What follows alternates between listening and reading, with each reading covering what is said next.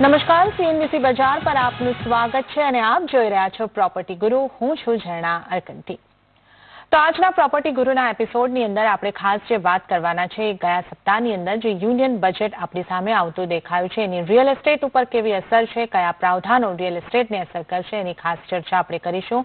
સાથે સાથે ગુજરાતના જે જંત્રી રેટની અંદર વધારો કરવામાં આવ્યો છે એની ઇમ્પેક્ટની પણ આપણે ચર્ચા કરીશું અને નો બ્રોકરનો જે યરલી રિપોર્ટ આપણી સામે આવ્યો છે એને પણ અહીં આગળથી સ્પર્શવાની કોશિશ કરીશું. તો આ ખાસ એપિસોડની અંદર આપણી સાથે આપણા મહેમાનો જોડાયા છે, જેઓ છે સીબીઆરઈ સાઉથ એશિયાના સિનિયર એસોસિએટ ડિરેક્ટર જીગર મોતા અને નો બ્રોકરના ફાઉન્ડર અને સીઈઓ અમિત કુમાર. તો જીગરજી અને અમિતજી, આપ બંનેનું ખાસ સ્વાગત છે આ ખાસ એપિસોડની અંદર. જીગરજી, શરૂઆત આપણે બજેટની એક સમીક્ષાની સાથે કરીએ તો જે રીતનું બજેટ આપણે અહીં આગળથી આવતા જોયું છે, ઘણી બધી રિયલ એસ્ટેટ સેક્ટર તરફથી માંગણીઓ હતી અને આપણને આશા હતી કે આ વખતે રિયલ એસ્ટેટની માંગણીઓની ઉપર ધ્યાન આપવામાં આવશે આ બજેટની અંદર. પરંતુ જે રીતે આપણે આવતું જોયું છે, એક પ્રધાનમંત્રી આવાસ યોજનાને ફંડની અંદર વધારો કરવામાં આવ્યો છે. આ એક પોઝિટિવ બાબત આપણે થોડી ગણી શકીએ એવી બાબત હતી. અને બીજું એક જે રિયલ એસ્ટેટને લગતું જે આવ્યું કે 54Fની અંદર જે 10 કરોડના ઘરની ઉપરના જે વેચાણ થવાના છે એની ઉપર હવે કોઈ કેપિટલ ગેઇન ટેક્સનો લાભ કે સેટ ઓફ કરવાનો મોકો હવે નહીં મળે. આ એક નેગેટિવ તરીકે આપણે અહીં આગળથી જોઈ રહ્યા છે. આપ કઈ રીતે જોઈ રહ્યા છો આ બજેટને? આની અંદરથી રિયલ એસ્ટેટને શું મળ્યું અને રિયલ એસ્ટેટે શું ગુમાવ્યું? તો જણા, ઓવરઓલ જો આપણે બજેટની વાત કરીએ તો બજેટ જે આ 2023માં આવ્યું છે ડેફિનેટલી આ એક આશાવાદી બજેટ છે અને સરકારે વત્તા ઓછા અંશે સમાજના દરેક વર્ગને સંતોષવાનો પોતાની તરફથી પ્રયત્ન કર્યો છે. પણ રિયલ એસ્ટેટ સેક્ટરની જ્યાં આપણે વાત કરીએ તો જે એક્સપેક્ટેશન હતા ઓવરઓલ એક રિયલ એસ્ટેટ માં ઇન્વોલ્વ દરેક લોકોના, એની અંદર ડેફિનેટલી સરકાર બહુ વધારે લાંબો એક જેને ફાયદો કહી શકાય એવો કોઈ મોટો ફાયદો રિયલ એસ્ટેટની અંદર સરકાર બતાવી નથી શકી. પણ ડેફિનેટલી એક જે મોટું મૂવ હતું અને ઘણા વર્ષોથી એક સેન્ટ્રલ ગવર્મેન્ટ તરફથી અને આપણા માનનીય પ્રધાનમંત્રી શ્રી નરેન્દ્ર મોદી તરફથી જે એક આવાસ યોજનાનો પ્રધાનમંત્રી આવાસ યોજનાનો બહોળા પ્રમાણમાં એક જે પુશ મળ્યું હતું, એને માટે ડેફિનેટલી આ વર્ષે પણ એક સારું એવું માતબર બજેટ અલોકેટ કરવામાં આવ્યું છે. સો હવે આ યોજનાનું જે પ્રમાણ છે લગભગ 79,000 કરોડ રૂપિયાની એક માતબર રકમ આ માતબર યોજના બની ગઈ છે. સો ડેફિનેટલી આવનારા સમયની અંદર એક અફોર્ડેબલ હાઉસિંગ સેગમેન્ટને આ યોજના થકી એક બહુ સારું પુશ મળશે અને જેમની પોતાનું એક સપનાનું ઘર કરવાની ઘણા સમયથી જે લોકો એક રાહ જોઈ રહ્યા હતા તેઓ આનો લાભ લઈને ચોક્કસપણે એક પોતાનું ઘર ઊભું કરી શકશે. જ્યાં આપણે ઓવરઓલ કેપિટલ ગેઇન ટેક્સની વાત કરી તો ડેફિનેટલી આ એક નેગેટિવ મૂવ છે, કારણ કે આની સીધી ઇમ્પેક્ટ જે છે એ હાઈ એન્ડ અને લક્ઝરિયસ સેગમેન્ટના અપાર્ટમેન્ટ પર ચોક્કસ પડવાની છે, કારણ કે કેપિટલ ગેઇન ટેક્સનો કોઈ સેટ ઓફ 10 કરોડથી ઉપરના અપાર્ટમેન્ટમાં કે રેસિડેન્શિયલ પ્રોપર્ટીઝમાં આપવામાં નહીં આવે. સો ડેફિનેટલી ઓવરઓલ આ એક નેગેટિવ મૂવ તરીકે જોવાઈ શકે છે. ઓકે, તો આ બજેટની અંદર જે પ્રધાનમંત્રી આવાસ યોજનાને માટે ફંડ વધારવામાં આવ્યું છે ને એક વેલકમ મૂવ તરીકે અહીં આગળથી એક જોવામાં આવ્યું છે. પરંતુ ઘણી બધી અપેક્ષાઓ જે છે એ અહીં આગળથી આપણે ઘટતી જે પૂરી કરવામાં નથી આવી એવું આપને લાગી રહ્યું છે. अमित जी, आप इस बजट को कैसे देख रहे हैं? क्या रियल एस्टेट के लिहाज से अगर हम देखें तो जो अपेक्षाएं थी वो यहाँ पे पूरी होती हुई आपको लग रही है, या कुछ ऐसी गवर्नमेंट के पास कुछ ऐसी चीजें थी जिन पे उन्हें ध्यान देना चाहिए था पर इस बजट में उस पे ध्यान नहीं दिया गया है? आपका इस पे क्या प्रतिक्रिया बन रही है? तो बजट ओवरऑल तो अच्छा है. अच्छा इसलिए है क्योंकि जनरली ऐसा माना जाता है कि जब चुनाव से एक सवा साल पहले कोई बजट आता है तो उसके अंदर ये रिस्क रहता है कि वो कहीं बहुत ज़्यादा पॉपुलिस्ट ना हो जाए, उसमें बहुत ज़्यादा फ्री बीज ना बांटी जाएं. वैसा बिल्कुल भी नहीं हुआ है. तो फिस्कल डेफिसिट का एकदम ध्यान रखा गया है. तो उस हिसाब से बजट बहुत अच्छा है और सभी तबकों के बारे में सोचा गया है, चाहे वो उच्च वर्ग हो चाहे वो निम्न वर्ग हो. लेकिन जहाँ तक रियल एस्टेट की बात है तो रियल एस्टेट के जितने पार्टिसिपेंट हैं वो बहुत ज़्यादा खुश तो नहीं है बजट से, क्योंकि उनके लिए कुछ खास है नहीं।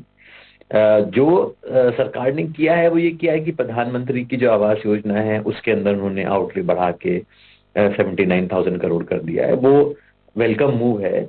लेकिन जो हमारे जैसे जो लोग हैं, जो रियल एस्टेट जो खरीदते हैं, बेचते हैं, जो रेंट पे रहते हैं, उनको बड़ी उम्मीद थी कि टैक्स के मामले में, जैसे फॉर एग्जांपल जो इनकम टैक्स की लिमिट है कि आप अगर लोन लेंगे घर के लिए तो जितना प्रिंसिपल टैक्स से माफ होता है, जितना इंटरेस्ट माफ होता है, वो लिमिट जो 1.5 लाख 2 लाख की जो लिमिट है वो बहुत साल हो गए उनको, और हर साल पैसे की वैल्यू कम होती जा रही है क्योंकि इन्फ्लेशन होता है, महंगाई होती है हर साल।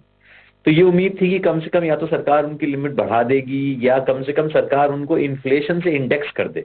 इन्फ्लेशन इंडेक्स का मतलब ये है कि अगर 1.5 लाख की कोई लिमिट सरकार ने एक साल बजट में रखी तो उसके बाद से हर साल वो अपने आप लिमिट रिवाइज हो जाए जितने पैसे की वैल्यू कम हो जाती है।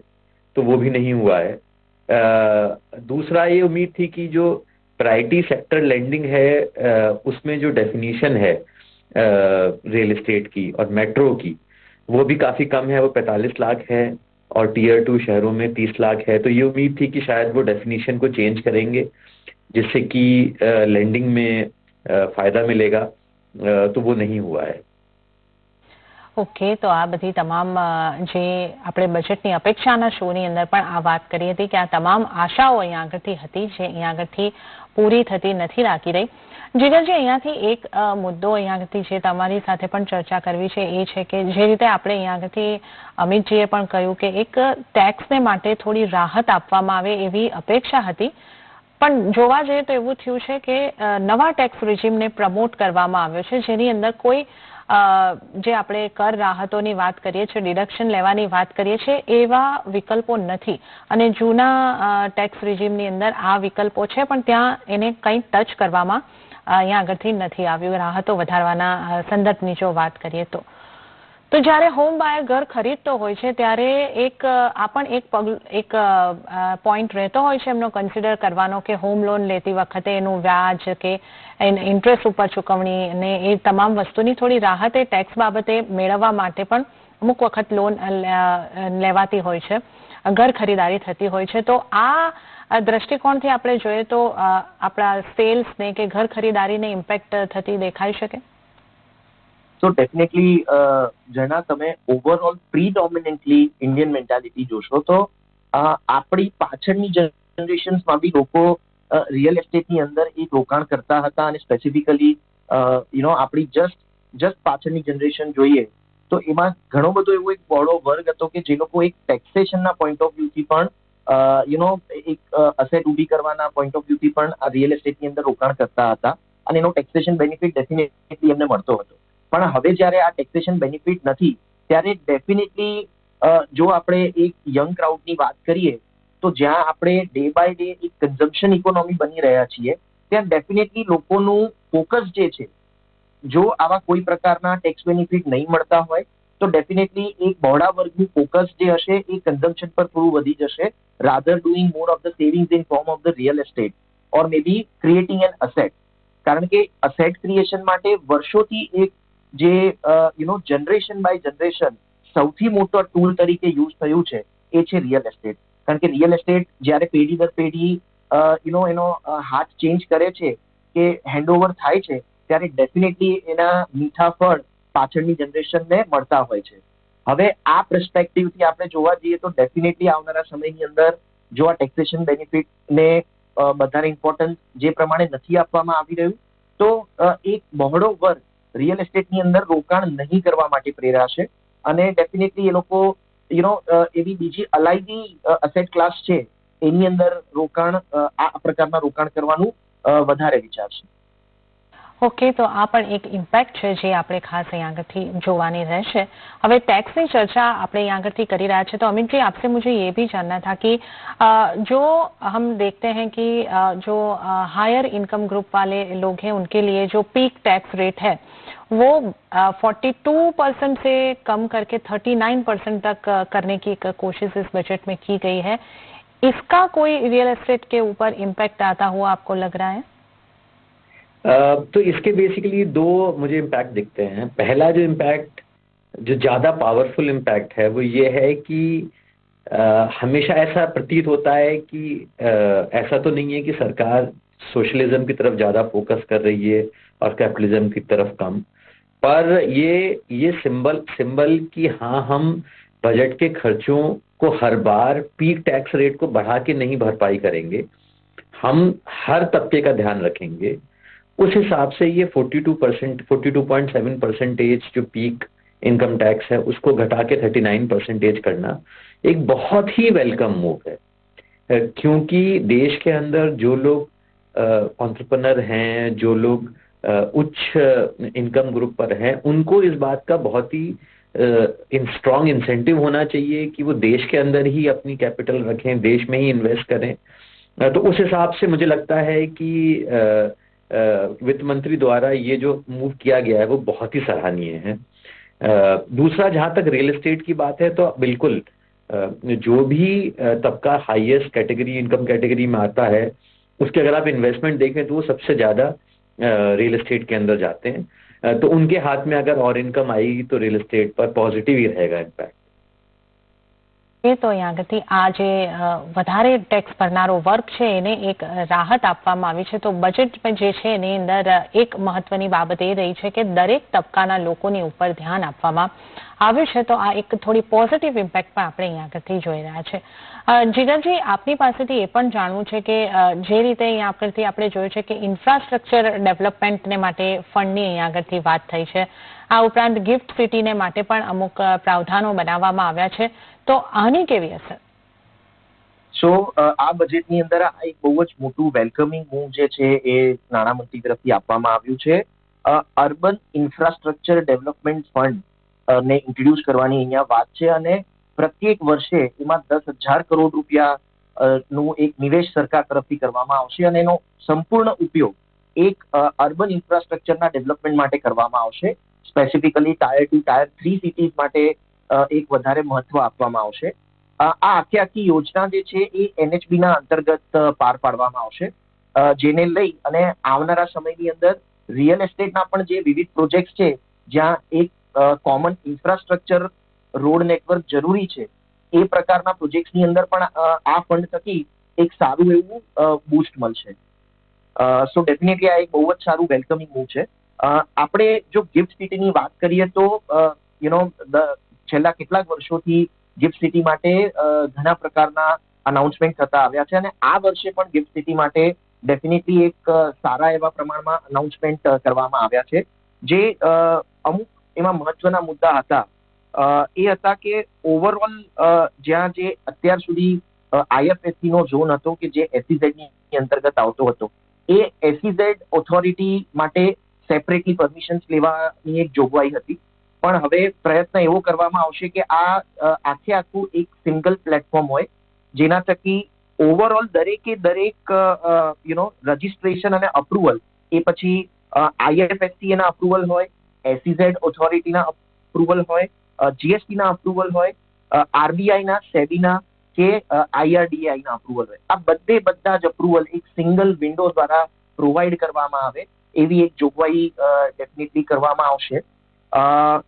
જ્યાં આપણે ઓવરઓલ ફોરેન બેંક્સ છે એ લોકોને એક એક્વિઝિશન માટે જે પરમિશન મળતી હતી એનો એક તબક્કો જે છે એને પણ લંબાવવામાં આવ્યો છે, એટલે જે ટેક્સ બેનિફિટ ઓવરઓલ આપવામાં આવતા હતા એ ટેક્સ બેનિફિટને 31 માર્ચ 2025 સુધી લંબાવવામાં આવ્યા છે।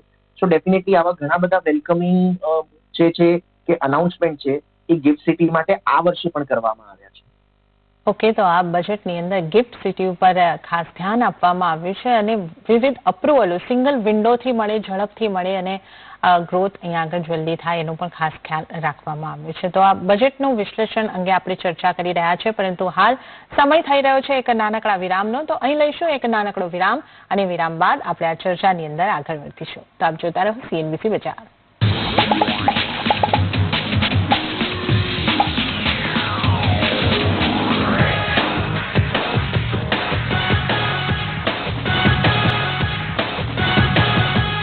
બ્રેક પછી પછી પ્રોપર્ટી ગુરુની અંદર આપનું ફરી એક વખત સ્વાગત છે અને આજે આપણે બજેટનું ખાસ વિશ્લેષણ રિયલ એસ્ટેટના દૃષ્ટિકોણથી કરી રહ્યા છે અને આપણી સાથે જીગર मोहता અને अमित कुमार अग्रवाल जोड़ाया है। चर्चा में आगे बढ़िए।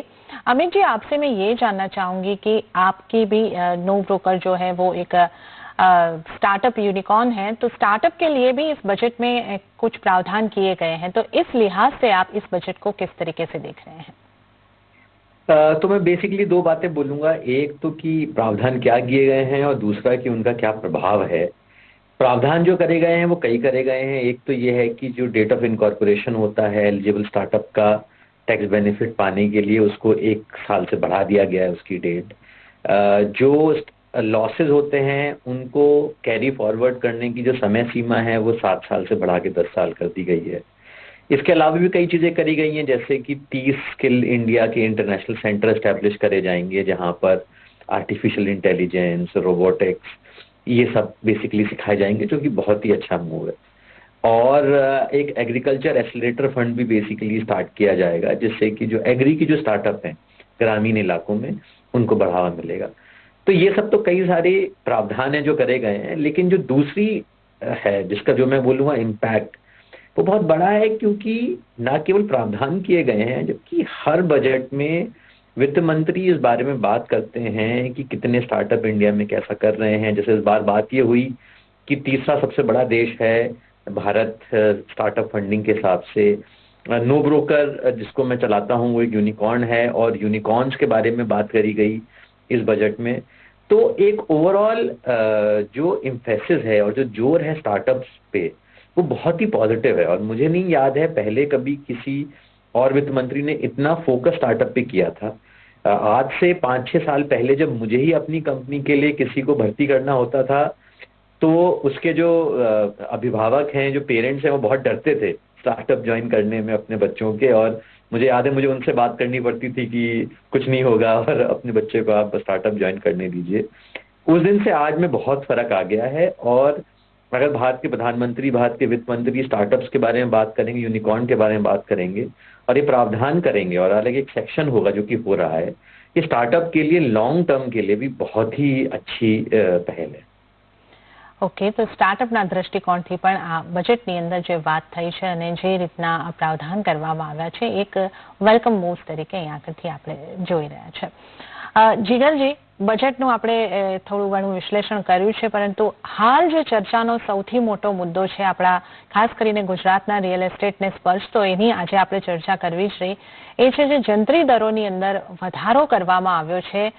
હવે આને લઈને સરકારનું કહેવું છે કે 12 વર્ષ પછી વધારો કરવામાં આવ્યો છે। ડેવલપર્સ અને કંઈક અંશે ગ્રાહકોનું પણ કહેવું છે કે આ બહુ મોટો વધારો છે અને અચાનક આવેલો વધારો છે। તો આ ડેવલપર્સ માટે અને ગ્રાહકો માટે કઈ રીતે આની અસર આવી રહી છે અને આ શું સમસ્યા છે, સમજાવશો?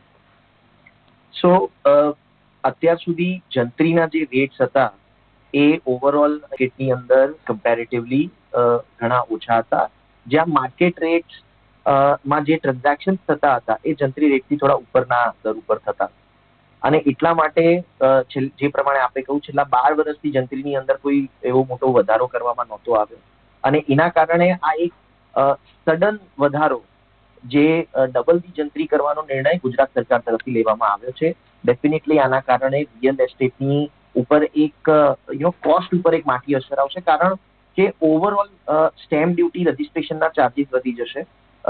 જંત્રી પ્રમાણે ઓવરઓલ એ સ્ટેમ્પ ડ્યુટી અને રજિસ્ટ્રેશનની કોસ્ટ વધી જશે, અને એની સાથે સાથે ઓવરઓલ એ આખું ઇમ્પેક્ટ જે છે એ સેલ્સ ઉપર પડશે, કારણ કે ઘર ખરીદનાર કે કોઈ પણ પ્રકારની રિયલ એસ્ટેટ ઇન્વેન્ટરી ખરીદનારના ઓવરઓલ બજેટની અંદર એક વધારો આના થકી એમણે કરવો પડશે, અને એના કારણે ઓવરઓલ સેલ્સની ઉપર આની એક વિપરીત અસર આવી શકે એવી સંભાવના છે। સો ડેફિનેટલી એક રજૂઆત ક્રેડાઈ ગુજરાત દ્વારા માનનીય મુખ્યમંત્રીશ્રીને કરવામાં આવી છે, અને એના પર એક વિચારણા ચાલુ છે। આની અંદર આ એક સડન વધારો કોઈ પણ ઇન્ટિમેશન આપ્યા વગર જે કરવામાં આવ્યો છે એ વધારે ચર્ચાનો વિષય છે, કારણ કે આની માટે કોઈ પ્રાવધાન, કોઈ સમય આપવામાં નહોતો આવ્યો। બીજી જો આપણે વાત કરીએ જંત્રીના રેટના કારણે ઓવરઓલ એક આપણી પ્રીમિયમ એફએસઆઈ અને ટીડીઆરની જે પરચેસ કરવામાં આવે છે એની અંદર પણ એક માતબર વધારો થશે અને એના કારણે ઓવરઓલ જે એફએસઆઈ છે એ ડેવલપરને એક મોંઘા ભાવે ખરીદવી પડશે અને એની સિમ્પલી ઇમ્પેક્ટ જે છે એ સેલ્સ પ્રાઇસ પર આવશે. સો ઓવરઓલ જે અત્યારે એક વિશ્લેષણ કરવામાં આવ્યું છે એ પ્રમાણે લગભગ 20 થી 30% વધારો ઓવરઓલ પ્રાઇસની અંદર જો આ જંત્રીમાં વધારો જે પ્રમાણે પ્રપોઝ કરવામાં આવ્યો છે એ ઇમ્પ્લિમેન્ટ કરવામાં આવે તો લગભગ 20 થી 30% વધારો આવનારા નવા પ્રોજેક્ટ્સની અંદર પ્રાઇસીસમાં આપણે આવતો જોઈ શકીશું. ઓકે, તો આ જંત્રીની અંદર જે ગુજરાત સરકાર દ્વારા વધારો કરવામાં આવ્યો છે, એક સળગતો પ્રશ્ન અત્યારે અહીંયા આગળ ઉઠતો આપણને દેખાઈ રહ્યો છે. રજૂઆતો થઈ રહી છે સરકારને, આગળ શું થાય છે આના ઉપર આપણે ધ્યાન રાખતા રહીશું અને આગળ આપણે આના ઉપર ચર્ચા પણ વધુ કરતા રહીશું. પરંતુ હાલ આપણે અહીંયા આગળથી જે રીતે જોઈ રહ્યા છે આ એક પ્રશ્ન અને એની અસર તરીકે આપણે ઘરોની કિંમતો વધતી અહીંયા આગળથી ચોક્કસ જોઈ શકીએ. જે રીતનો આ વધારો કરવામાં આવ્યો છે એ લાગુ કરવામાં આવે તો ગુજરાતને સ્પર્શતા એક પ્રશ્નની આપણે વાત કરી છે. नो ब्रोकरना अमित जी पण अपनी साथे जोड़ाયેલા છે. अमित जी, आपसे आगे ये जानना था कि आपके पास ओवरऑल इंडियन रियल एस्टेट के बारे में एक जानकारी ले लेते हैं. आपका एक रिपोर्ट जो है आने वाले साल के लिए रियल एस्टेट कैसा रहेगा ऑन डिमांड के तौर पर देखें, सेल्स के तौर पर देखें, क्योंकि वक्त आज थोड़ा हमारे पास कम है तो मैं आपसे यही पूछूंगी कि इस रिपोर्ट की हाइलाइट्स क्या रही है, हमारे साथ शेयर कीजिए. तो मुझे लगता है कि इस साल के अंदर दिवाली के आने तक बहुत तेजी आ जाएगी. अभी जो एंड यूजर हैं वही मार्केट के अंदर हैं बाय एंड सेल में. हमारा ये मानना है कि दिवाली के आने तक जो इन्वेस्टर्स हैं, जो निवेशक हैं, वो भी आने शुरू होंगे. तो ये साल अच्छा रहेगा अपने रियल एस्टेट के लिए. ओके, तो आ वर्ष रियल एस्टेट માટે અહીંયા આગળથી એક સારું વર્ષ રહેતું દેખાઈ શકે છે. તો આ અહીંયા આગળથી એક મહત્વની વાત આપણે અહીંયા આગળથી કરી છે અને આજના દિવસે આપણે ઘણા બધા મુદ્દાઓને, બજેટના વિશ્લેષણને પણ અહીંયા આગળથી કર્યું છે અને રિયલ એસ્ટેટને સ્પર્શવાની એક ખાસ આપણે અહીંયા આગળથી ચર્ચા કરી છે. તો આ સાથે જ જીગરજી અને અમિતજી, આપ બંનેનો ખૂબ ખૂબ આભાર. आप दोनों हमारे साथ जुड़े, इस शो में आपने हिस्सा लिया, आप दोनों का बहुत बहुत शुक्रिया. तो आ સાથે જ આજના પ્રોપર્ટી ગુરુની આ રજૂઆતમાં હાલ પૂરતું આટલું જ. હાલ મને પણ આપશો રજા, પરંતુ વધુ અપડેટ્સ અને સમાચારો માટે આપ જોતા રહો CNBC બજાર. નમસ્કાર.